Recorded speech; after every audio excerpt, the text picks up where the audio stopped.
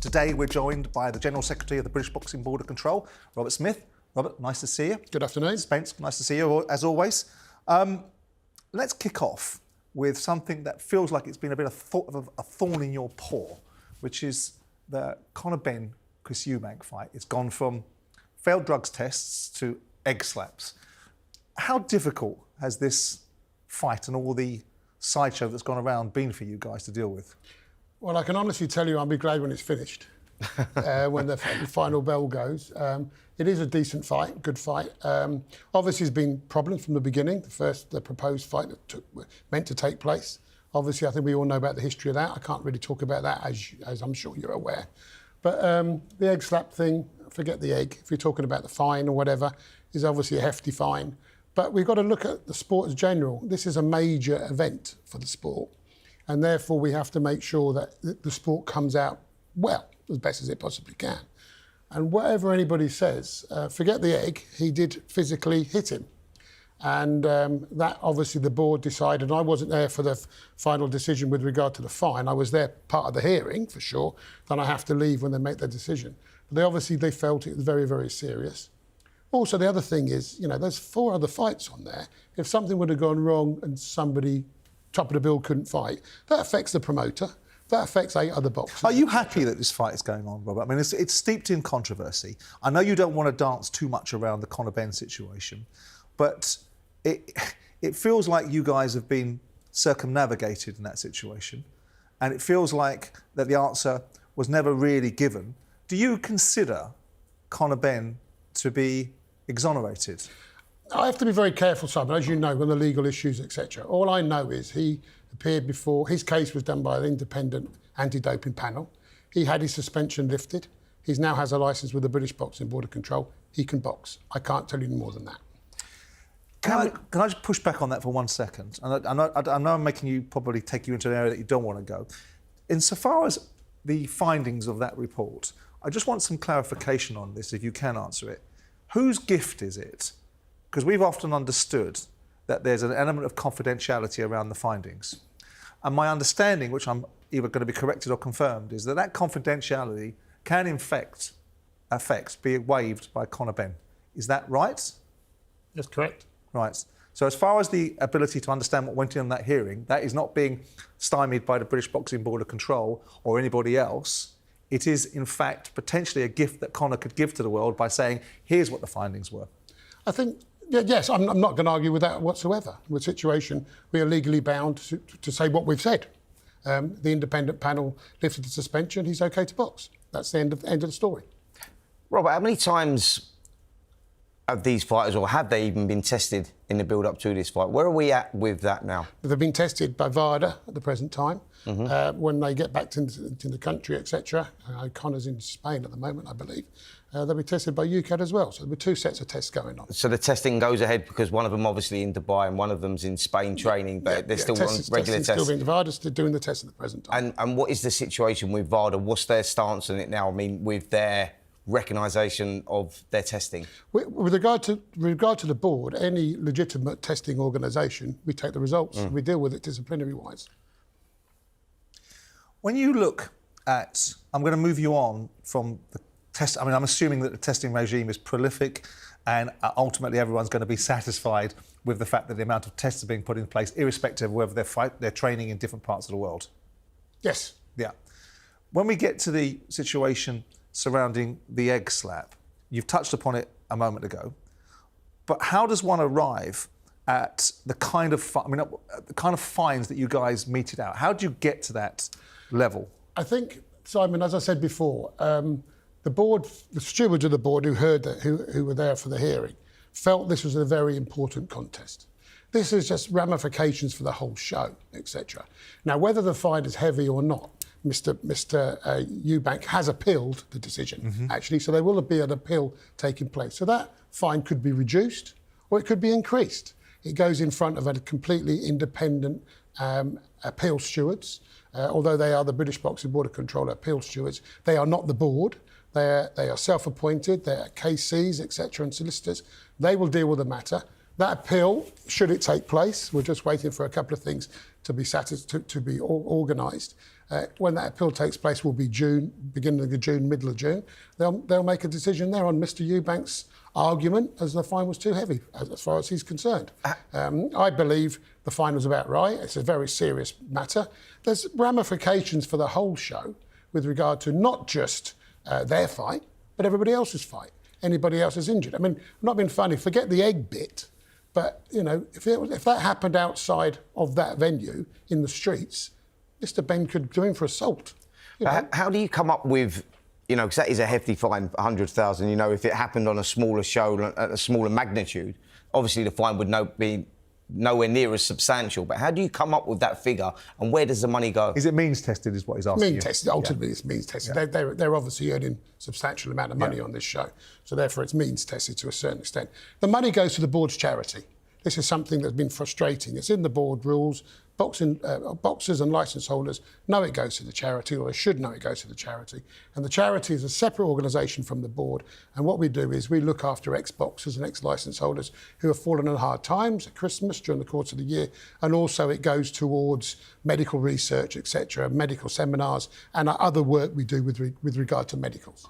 Are you surprised? There has been a lot of resistance to the level of fine, not just from Eubank himself, because at one point I thought he was quite relaxed about it and seemed to be quite happy with the fact that the promotion that he'd gotten as a result of it was probably worth more than the fine. Yeah. But there has been some significant reaction. I think Paul Smith was very vociferous about where you guys coming from that level of fine. Are you surprised by that reaction? Not really, to be honest with you. It's a hefty fine, and I fully understand Paul's. I've heard Paul's thoughts, and I respect Paul's opinion.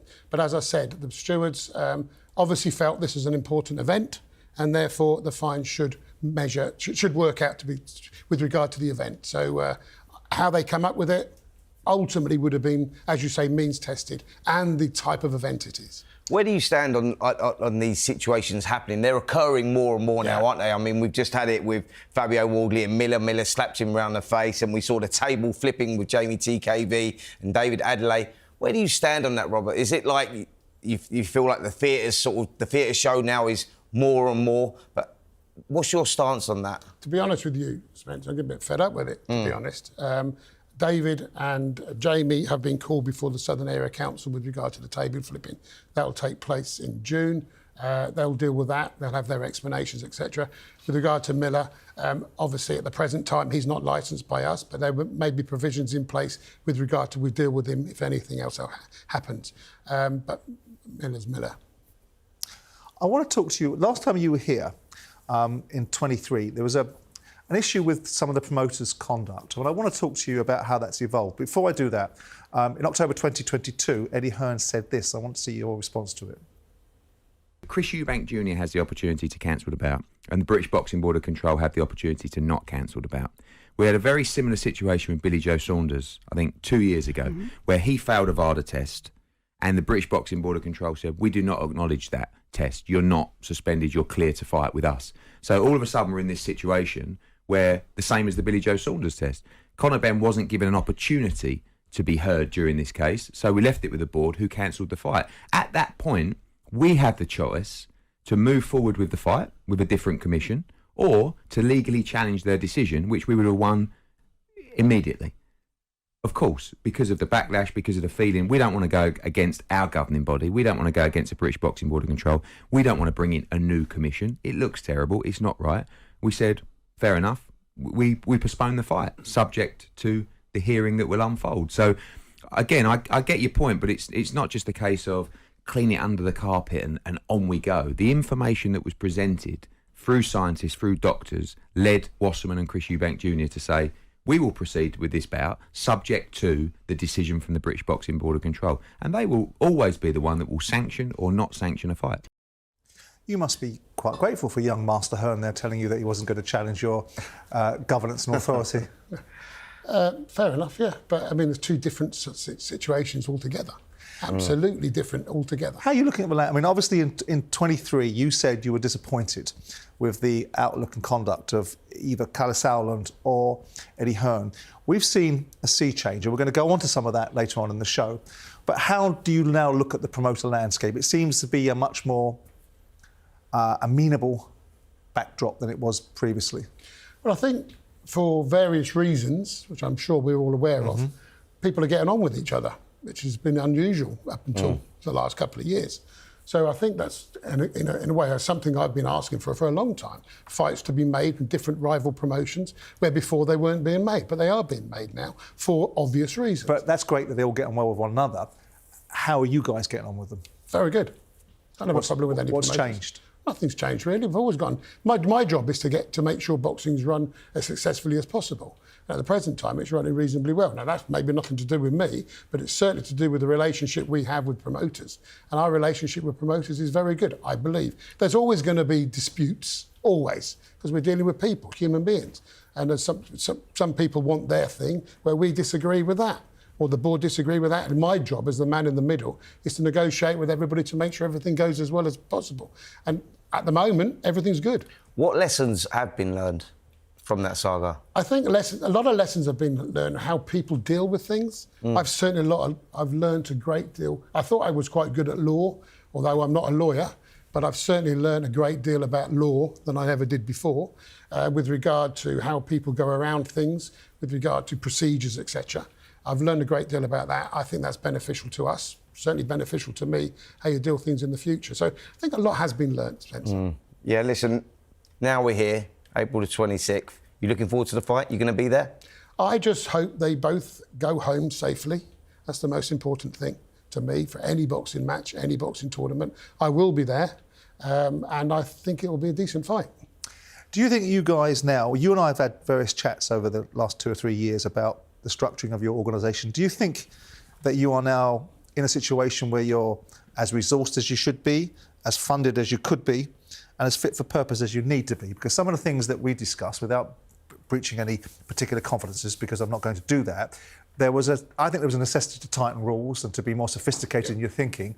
Have you evolved to that level? Yeah, I believe we have, Simon. I think, as I say, as we were saying before, we've learned a great deal with regard to procedures, etc. Nobody ever challenged anything before with regard to what we've just gone through.